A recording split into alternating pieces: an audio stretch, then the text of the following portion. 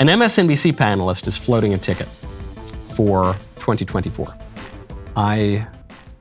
Of all that I've heard, we've heard about we need DeSantis. Oh yeah, DeSantis is great.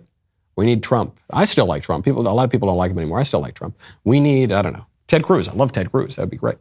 We need this guy. We need that guy. We need this guy. I've now heard, this is my favorite ticket. MSNBC, take it away.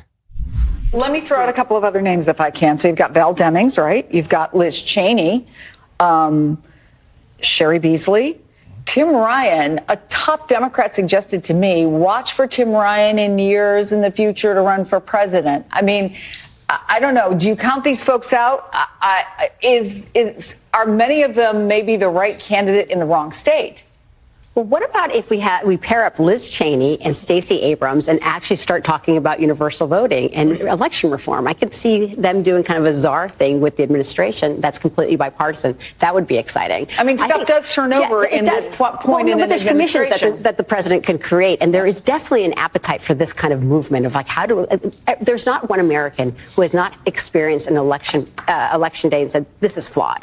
There has to be a better way. Before I get to her point on elections, yes, I endorse this ticket. I will campaign for Cheney Abrams in the Democrat primary. Yes, this is what we need.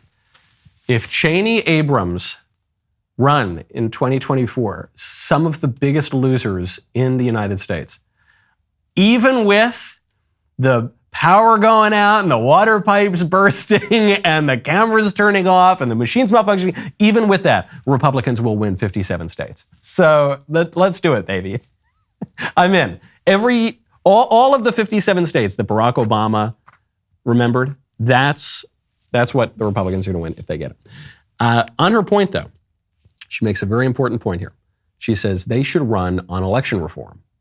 Election reform is very important to people. Now, she is describing election reform as make it even easier to cheat, rig it even more for the Democrats. She calls it universal voting. What does that mean? Everybody has the legal right to vote in America. Everybody's had the legal right to vote for a century and a half.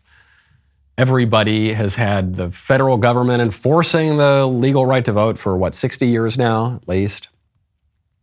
So what is she possibly talking about? She's saying basically, make sure that every single person casts a ballot. That means more ballot harvesting, means fewer ID requirements, it means a lot more dead people voting.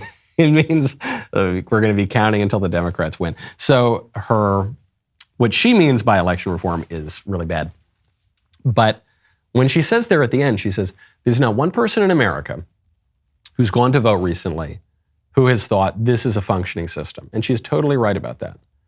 Where's Ian Bremmer to call her an election denier? Let's go. Come on, Ian. Come on, liberal establishment. She's an election denier. She's saying that there are serious problems with our voting system. Oh, right. Everybody says that. Every single person says and thinks that. It's just that when inconvenient people, when enemies of the established regime and ruling class, when the conservatives, the actual conservatives come out and say that, that's the problem. We're not allowed to point it out. MSNBC can talk about it all day.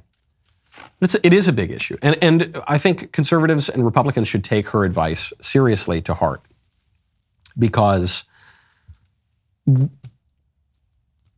if we want to get results like Florida and Texas and Ohio, we need really good, strong conservative government in those states. Yeah, we need the DeSantis model in those states. That would be awesome. But, Ohio, I don't know. You wouldn't say that Ohio is kind of leading the charge for the conservative revolution in America in the way that Florida is, right? Or even Texas is not doing quite the same thing.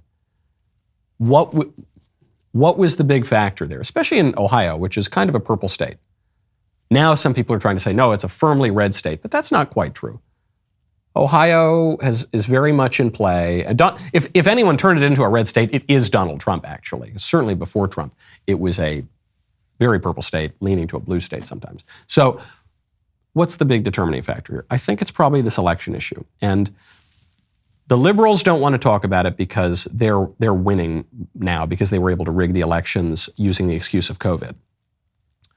The conservatives do want to talk about it, but there's that squishy block, the kind of squishy establishment conservatives who want to be liked by the New York Times, who want to get invited on CNN, who want to seem really posh, especially, look, Thanksgiving and Christmas are around the corner. They don't want to be called a crazy, kooky, wacky person by, their lesbian, purple-haired niece. I was going to say nephew, maybe nephew, who knows these days, at the dinner table. And so they want to seem like the really respectable sort of establishment conservatives. And they don't want to raise this question of election integrity either.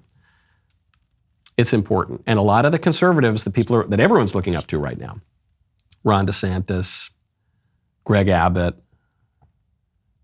they took election integrity seriously, especially knowing that they and their friends would be on the ballots. They took it seriously.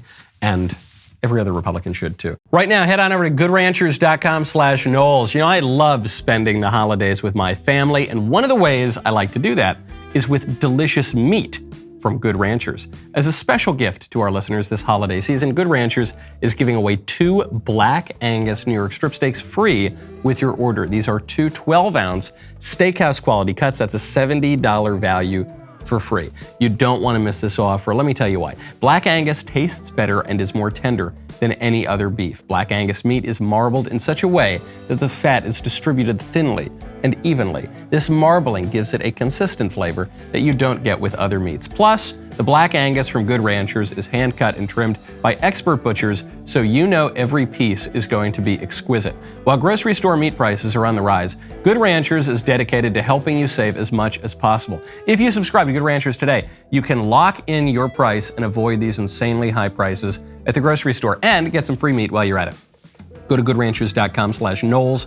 Use code Knowles at checkout for this special offer. That is goodranchers.com/Knowles for 2 Black Angus New York strip steaks with your order for free. Good Ranchers, American meat delivered.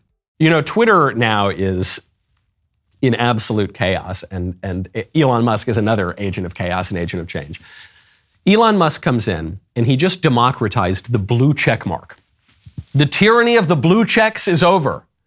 Because now, if you pay $8, you too can have your own blue check mark. Now, why would you do that? I don't know, because now, if everyone can have a blue check mark, then the blue check mark doesn't mean anything. But think about what that means. The blue check mark was intended for verification. The blue check mark means that this person is who he says he is. And the reason it developed in the first place is because if you had public figures, then you would have lots of accounts come in to impersonate those public figures. So you needed a check mark to say, who is the actual public figure? Will the real Slim Shady please stand up? Now, the meaning of the check mark started to change long before Elon Musk showed an interest in Twitter. It was when Richard Spencer, the white identitarian activist, aroused the ire of everybody and all the people in Silicon Valley. And so they took his checkmark away. It was very strange. Why did they took his checkmark away? Why? Because he was no longer Richard Spencer?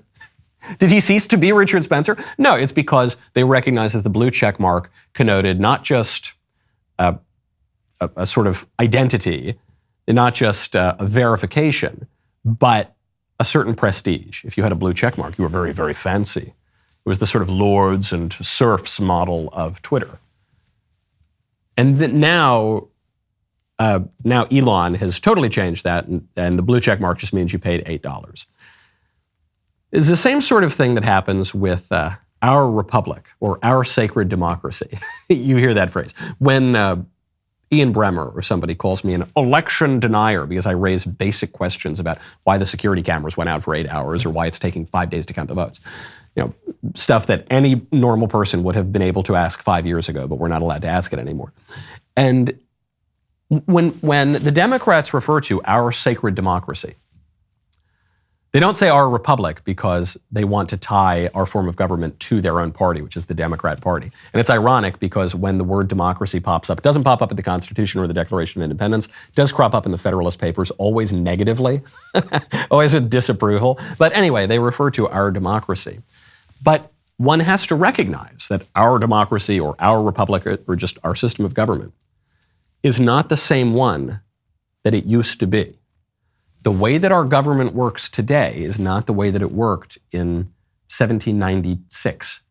The way that our government works today is not the way that it worked in 1885. or 1955, or it has changed dramatically over time. So we use the same terms to refer to our government, our democracy, our republic, our whatever. But we're not referring to the same thing. We have the same symbol, just like the blue check mark. It's the same symbol, but it means something totally different than it used to mean even just a few years ago. And whereas it may not have been proper or right to raise questions about the elections 20 years ago, 30 years ago, 50 years ago, the system has changed. The system of elections has changed. And the conservatives are a little bit slow on this, but it's the liberals' main trick. I mean, this is the thesis of my book, Speechless, Controlling Words, Controlling Minds, #1 national bestseller, still selling very well, makes a great Christmas present, is that the Democrats are just much more adept at using language, and that they pervert language as the primary means of achieving their political ends.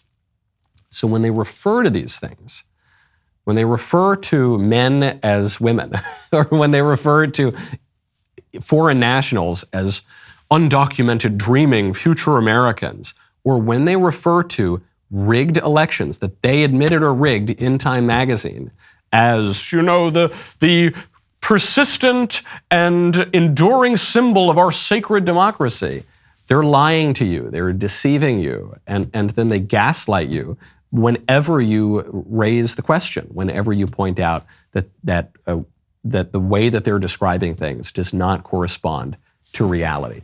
Today's Music Monday. We've got a T-Swift video.